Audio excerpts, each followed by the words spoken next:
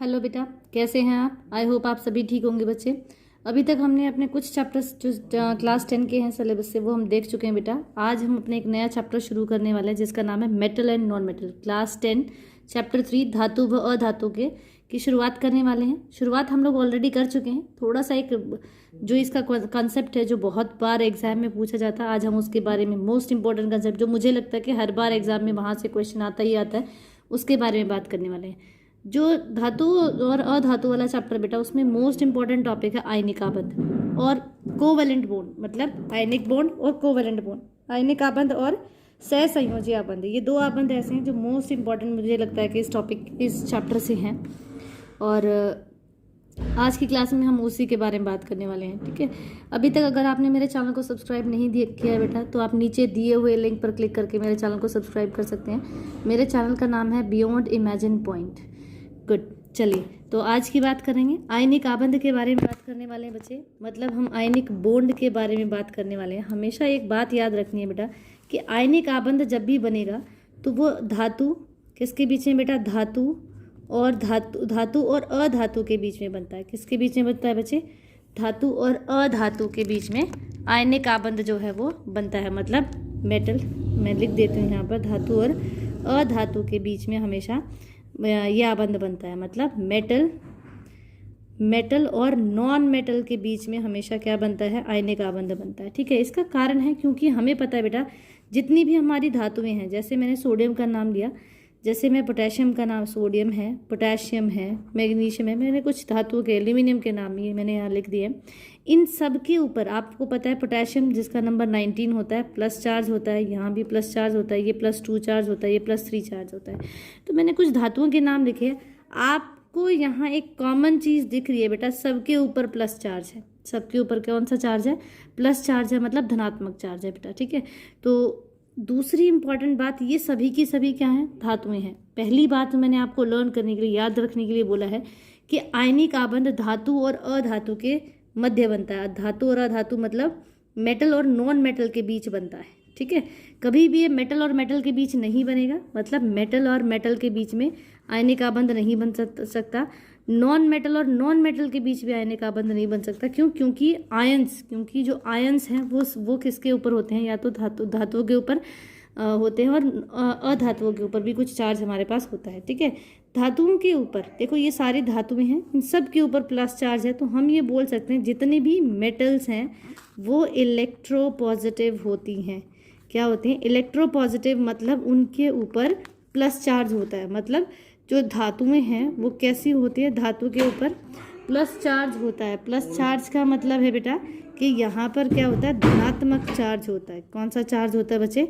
धनात्मक चार्ज होता है। ठीक है, धनात्मक को हम प्लस चार्ज भी कहते हैं। ठीक है, आयनिक आबंध बनाने के लिए आयंस का होना बहुत ज़रूरी है बेटा। किसका होना बहुत ज़रूरी है? आयंस का होना बहुत ज़रूरी है। इसीलिए आयनिक आबंध धातु और अधातु के बीच में बनता है, क्योंकि धातुएं हमने देखा कि इनके ऊपर क्या, कौन सा चार्ज है? पॉजिटिव चार्ज है, मतलब धनात्मक चार्ज है। अगर मैं कुछ यहाँ अधातु का नाम लिख दूँ, जैसे क्लोरीन है आपके पास, ठीक है, और कौन कौन है यहाँ पर? हमारे पास क्लोरीन है और फॉस्फोरस है।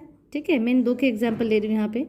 और क्लोरीन से पहले फॉस्फोरस आएगा? नहीं, क्लोरीन है, जैसे हमारे पास फ्लोरीन है, तो इन सब के ऊपर क्या होता है? माइनस चार्ज होता है। ठीक है, तो ये हमने कुछ क्या अधातुओं के नाम लिखे हैं। और अधातुओं के ऊपर कौन सा चार्ज होता है? माइनस चार्ज होता है। मतलब इनके ऊपर होता है बेटा ऋणात्मक चार्ज। कौन सा चार्ज होता है?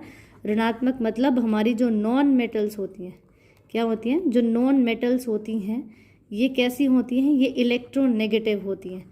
आपको दो चीज़ें हमेशा याद रखनी है बच्चे, दो भी नहीं बल्कि मैं कहूँगी 3 चीज़ें हमेशा याद रखनी है। पहला, आयनिक आबंध धातु और अधातु के बीच में, मतलब मेटल और नॉन मेटल के बीच में ये आबंध बनेगा।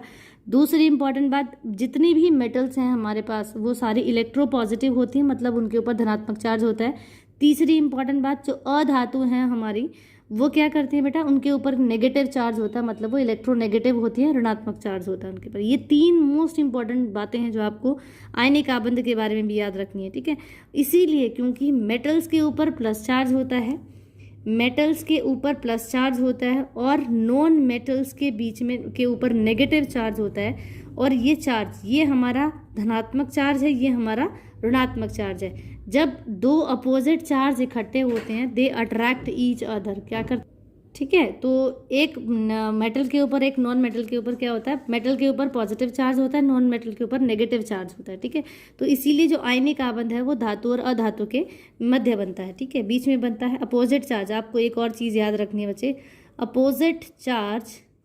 Opposite charge attract each other, मतलब जो अपोजिट चार्ज हैं वो क्या करते हैं, एक दूसरे को अट्रैक्ट करते हैं। ठीक है, मतलब प्लस और माइनस ये दोनों अपोजिट चार्ज हैं, दे अट्रैक्ट ईच अदर, मतलब ये एक दूसरे को आकर्षित करते हैं। क्या करते हैं बच्चे, एक दूसरे को आकर्षित करते हैं, और इनके आकर्षण के कारण ही क्या होता है, आबंध बनता है। और ये जो बॉन्ड बनता है इसको हम कहते हैं आयनिक आबंध। आयनिक आबंध, पहली बात जो आयनिक आबंध है, जो आपका आयनिक आबंध है, आयनिक जो आपका बॉन्ड है, ये बहुत ही ज़्यादा स्ट्रॉन्ग बॉन्ड होता है। कैसा बॉन्ड होता है बेटा, स्ट्रॉन्ग बॉन्ड होता है, जिसको तोड़ना बहुत मुश्किल होता है। ठीक है, जिसको तोड़ना बहुत ही मुश्किल होता है। ठीक है, तो आयनिक आबंध हमारा स्ट्रॉन्ग बॉन्ड होता है। ठीक है, अब आयनिक आबंध बनता कैसे है, जैसे आपके पास एक छोटा सा एग्जाम्पल ले रही हूँ बेटा, हमारे पास क्या है, Na है। Na अगर सिंपल लिखा है बेटा, इसका मतलब इसका एटॉमिक नंबर कितना है, 11, और 11 एटॉमिक नंबर है, तो इसका मतलब क्या हुआ, इसके पास कितने इलेक्ट्रॉन्स है, 11 इलेक्ट्रॉन्स है। अब इसका इलेक्ट्रॉनिक विन्यास में कहूँ तो वो कितना होता है, अगर मैं इलेक्ट्रॉनिक विन्यास इसका कहूँ, मतलब इलेक्ट्रॉनिक कॉन्फ़िगरेशन 2 8 1 होती है, 1 है, तो इसके ऊपर चार्ज कितना होता है बेटा, चार्ज कितना होता है, 1 होता है, क्योंकि एक अपना इलेक्ट्रॉन दे सकता है, तो इसके ऊपर प्लस चार्ज आएगा, +1 चार्ज होता है। ठीक है, अगर मैं इसकी वैलेंसी की बात करूँ, संयोजकता की बात करूँ, तो वो भी कितनी होती है, 1 होती है। ठीक है, अगर यहाँ पर मैंने Na+, देखो बेटा, अगर सिर्फ Na लिखा है, इसका मतलब उसने अपना इलेक्ट्रॉन अभी शेयर नहीं किया है, अपना इलेक्ट्रॉन किसी को नहीं दिया है, इसीलिए यहाँ पर जो इलेक्ट्रॉन्स की संख्या है वो 11 थी। लेकिन अगर प्लस चार्ज लग गया है, इसका मतलब उसने अपना इलेक्ट्रॉन्स क्या किया, किसी को दे दिया है। जब अपना इलेक्ट्रॉन किसी को दे दिया है, तो इसका मतलब उसके पास कितने इलेक्ट्रॉन बचे, 10। ठीक है बेटा, एटॉमिक इसका कितना, 10 इलेक्ट्रॉन बचे। अब इसका इलेक्ट्रॉनिक विन्यास अगर आपको लिखना है तो वो हो जाएगा 2 8। कितना हो जाएगा बेटा, 2 8, क्योंकि एक या प्लस का मतलब एक चार्ज इसका जा चुका है। ठीक है, अगर मैं बात करूँ क्लोरीन, क्लोरीन का नंबर होता है 17, मतलब उसके पास कितने इलेक्ट्रॉन्स हैं, 17 इलेक्ट्रॉन्स है, तो इसका इलेक्ट्रॉनिक विन्यास हो जाएगा बेटा 2 8 और 7 हो जाएगा। ठीक है, 7 है, तो इसका मतलब ये एक किसी से लेगा, जब देता है तो प्लस चार्ज आता है, जब लेता है तो माइनस चार्ज आएगा। सोडियम हमारी मेटल है, धातु है, और क्लोरीन हमारी नॉन मेटल है। ठीक है, इसकी वैलेंसी भी कितनी होगी बेटा, इसकी वैलेंसी भी 1 होगी, क्योंकि ये एक इलेक्ट्रॉन किसी से ले रहा है। ठीक है, अगर मैं क्लोरीन के ऊपर माइनस चार्ज लगा दूँ, इस देखो, अगर क्लोरीन के ऊपर कोई चार्ज नहीं है, मतलब उसके पास 17 इलेक्ट्रॉन है, अभी उसने किसी से इलेक्ट्रॉन नहीं लिया है। अगर माइनस चार्ज आ गया, इसका मतलब उसने एक इलेक्ट्रॉन किसी से ले लिया है, और जहां उसके पास 17 इलेक्ट्रॉन थे, अब उसके पास कितने इलेक्ट्रॉन्स हो गए बेटा, 18 इलेक्ट्रॉन्स हो गए। और इसका विन्यास में लिखूं तो वो क्या हो जाएगा, 2 8 8। कई बार 2 नंबर में ये ऐसा लिखने के लिए आ जाता है कि सोडियम और सोडियम आयन के इलेक्ट्रॉन्स की संख्या लिखो, उनका विन्यास लिखो। ठीक है, तो आपको इस तरीके से क्वेश्चन अटेम्प्ट करना है। अब जो हमें जो दिखाना है वो दिखाना है बेटा इलेक्ट्रॉन का स्थानांतरण। क्या दिखाना है, ट्रांसफर ऑफ इलेक्ट्रॉन दिखाना है, कि कैसे आबंध बनता है, ट्रांसफर ऑफ इलेक्ट्रॉन से कैसे आबंध बनता है, मतलब इलेक्ट्रॉन का स्थानांतरण दिखाना। हमें क्या दिखाना है बच्चे, स्थानांतरण दिखाना है। ठीक है, जैसे सोडियम है, इसके पास एक इलेक्ट्रॉन है, इसके पास संयोजक इलेक्ट्रॉन एक है, तो वो जो संयोजक इलेक्ट्रॉन है उनको हम एक डॉट से दिखाते हैं। एक है इसके आखिरी कक्ष में इलेक्ट्रॉन, तो हमने इसके ऊपर एक डॉट लगाई। प्लस क्लोरीन के ऊपर के पास कितने हैं बेटा, 7 हैं, क्लोरीन के देखिए यहाँ 7 है, तो हम 7 डॉट लगाएंगे, 1 2 3 4 5 6 और ये 7।